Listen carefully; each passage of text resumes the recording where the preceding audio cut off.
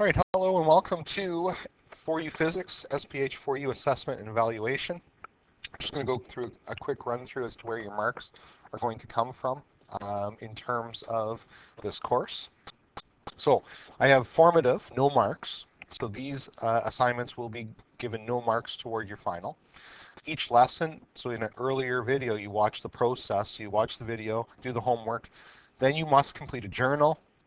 This journal must be submitted to me. It's a requirement. It allows me to provide you some feedback on how well you did and where you need to improve or what you have to work on. That will go toward your module completion. So I'll check off that lesson 1's done, lesson 2, lesson 3, okay, module 1 is done. So those are required, but they're not for marks. Then I think I already mentioned in a previous video, every couple of lessons I'm going to send out a quiz. This is not a requirement to complete.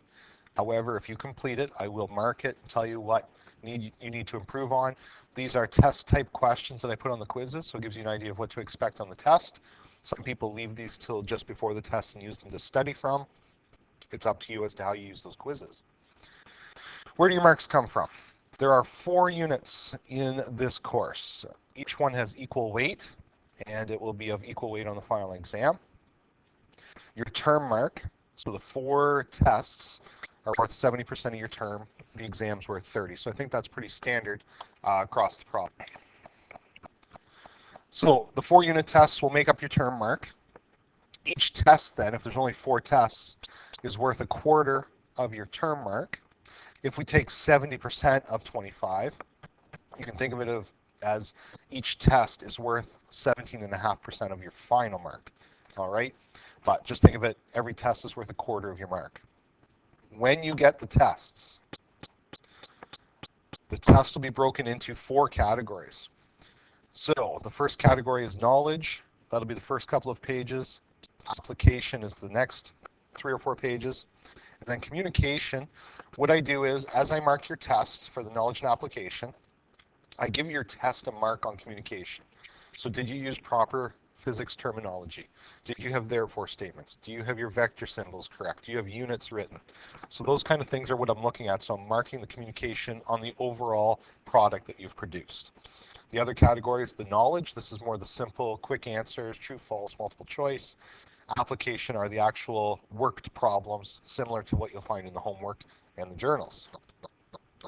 There's only 3 categories here, 75% of the mark, because the 4th category, we call it the thinking category in my particular board, this is your lab. So all 4 units have a lab tied to the unit.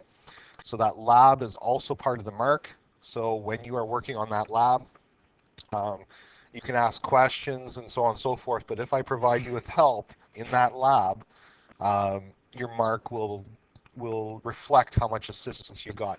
If you're just asking for clarification, of course, there's no penalty. But anyway, that 4th category is a lab, and that time is built into the module timeline for you. The exam will cover the entire year. All right, the 3 categories will be on there, and each of the 4 units will be equally represented. So that's where your marks come from. You have 4 unit tests. There's a lab for each of the 4 units. That will make up your term mark, and then the exam will make up your 30%. Any of the others, the journals are mandatory, but they're not for marks. The quizzes are not mandatory, but they are excellent study tools. If you have any questions with the assessment or evaluation in the course, let me know and I'll try to clarify for you.